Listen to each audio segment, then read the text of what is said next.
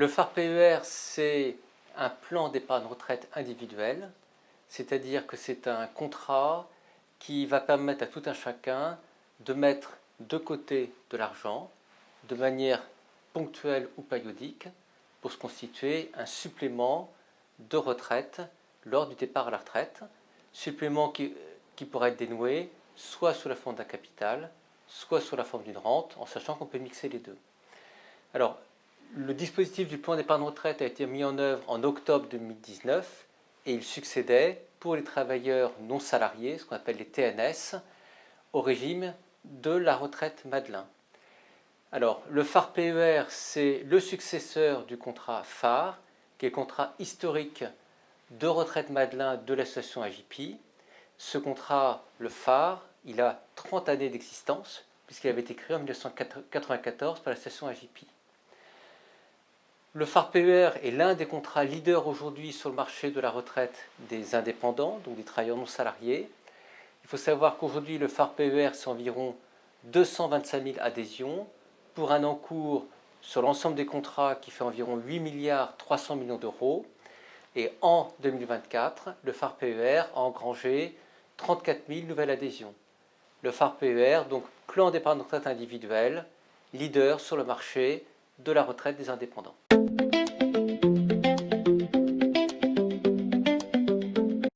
Un plan d'épargne retraite, c'est complètement encadré par la loi Pacte qui a défini complètement le cadre des PER. Concrètement, le PER, c'est un dispositif d'épargne en vue de la retraite. Donc l'épargnant, sauf cas particulier, ne peut pas liquider, ne peut pas faire de rachat partiel sur son contrat durant toute la phase de versement et de capitalisation. L'intérêt, c'est que l'épargne qui est versée ne peut pas servir, entre guillemets, à s'acheter une nouvelle voiture et puis finalement, il n'y aura plus rien pour la retraite. C'est vraiment dédié pour apporter un complément de revenus lors de la retraite. Il y a quelques cas qui permettent de racheter l'épargne du PER avant d'être traité. C'est des cas très particuliers, l'acquisition de la résidence principale, la fin des droits au chômage et les situations d'invalidité de deuxième ou troisième catégorie. Au départ à la retraite, l'adhérent peut librement liquider le capital constitué sous forme de rente ou de capital, en mixant les deux comme il souhaite. Le dispositif fiscal favorise la sortie en rente pour que les Français qui ont un PER aient la garantie d'un revenu jusqu'à la fin de leur jour. Dernier élément sur le PER individuel, c'est la possible déduction de l'impôt des revenus imposables, des versements réalisés sur le PER individuel. La déduction n'est pas obligatoire.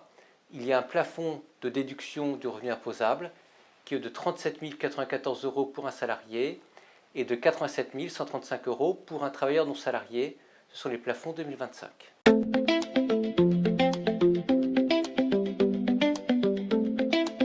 Le phare PER bénéficie d'une grande largeur de solutions, de placement, d'investissement pour l'épargnant en fonction de votre profil de risque, en fonction de votre échéance par rapport au départ de la retraite et en fonction aussi du fait que vous souhaitez déléguer ou non la gestion de votre épargne.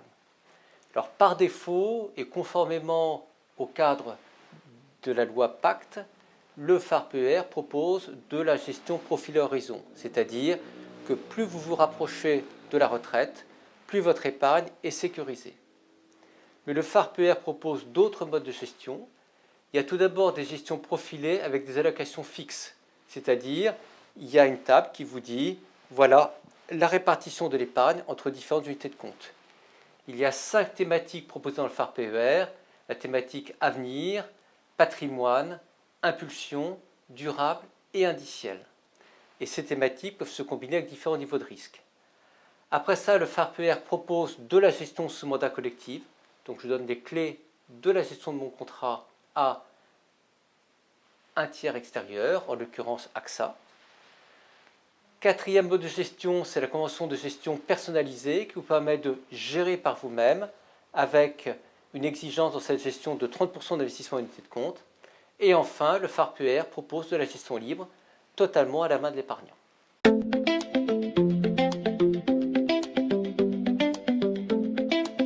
le phare PER, AJP, avec son partenaire AXA, ont décidé d'intégrer exclusivement un fonds Eurocroissance. Pourquoi de l'Eurocroissance? Parce que l'Eurocroissance est une forme de fonds en euros qui apporte une garantie partielle ou totale du capital à une échéance déterminée. L'intérêt de l'Eurocroissance, c'est que en n'ayant pas de garantie au jour le jour du capital comme dans un fonds en euros classique, le fonds Eurocroissance permet aux gérants financiers du fonds de faire ce qui s'appelle une prise de risque plus importante dans la gestion financière, avec notamment davantage d'actions, davantage d'immobilier, davantage de non-cotés, et donc potentiellement la forme du fonds Eurocroissance permet d'obtenir une performance financière plus importante. Comme l'Eurocroissance s'inscrit à long terme, nous pouvons dire que l'Eurocroissance comme forme de fonds euro est congruent avec de l'investissement à moyen long terme en vue de la retraite. En termes de performance, le fonds Eurocroissance AJP, c'est la meilleure combinaison régularité-performance du marché, avec en 2024 une performance de 2,60%, en 2023 3,30% comme en 2022, et en 2021 comme en 2020 une performance de 3,10%. C'est dans le top 3 des performances des fonds d'Eurocroissance du marché.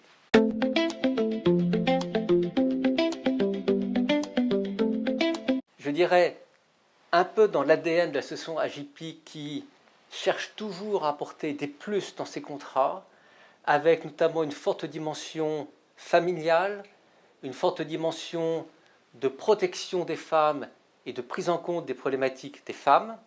Premier élément dans le phare PER, une innovation sur le marché, c'est que pour une femme qui est travailleur non salarié, par exemple une femme qui va être médecin libéral, une femme qui va être consultante indépendante, si cette personne met en place des versements périodiques sur son phare PER, eh bien, durant la période de son congé légal de maternité, c'est le phare PER qui va prendre en compte ces cotisations périodiques à la place de cette femme qui est enceinte et qui est arrêtée pendant son congé légal de maternité.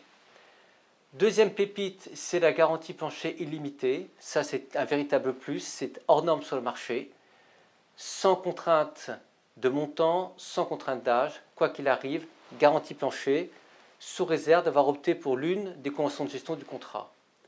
Troisième pépite du contrat, c'est le fonds Eurocroissance, très bien géré par AJP avec AXA, avec une surperformance vis-à-vis des fonds euro classiques et une très grande régularité dans les taux qui sont réalisés.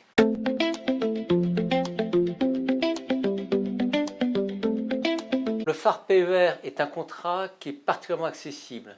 Tout d'abord, premier point à bien noter, c'est que le phare PER est successeur du phare, qui est un contrat de retraite Madelin, donc dédié aux travailleurs non salariés.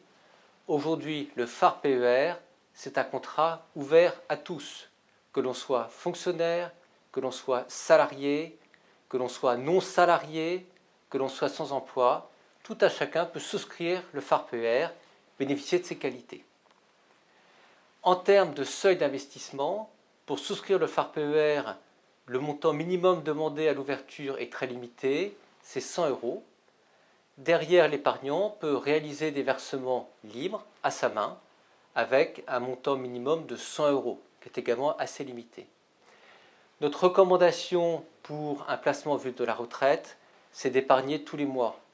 La retraite, si on y pense une fois par an, ce ne sera pas suffisant.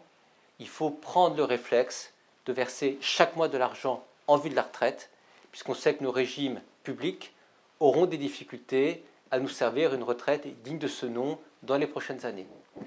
Alors, en termes de versements périodiques, le phare PER permet de mettre en place des versements mensuels, trimestriels, semestriels ou annuels à partir de 100 € seulement.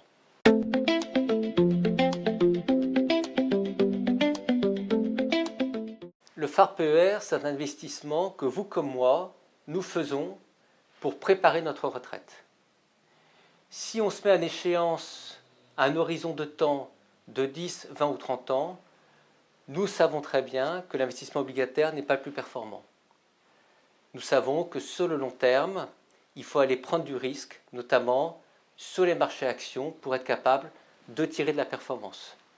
Je rappellerai que de manière structurelle au cours des 30 dernières années, les marchés actions, c'est un doublement de votre capital en 15 ans.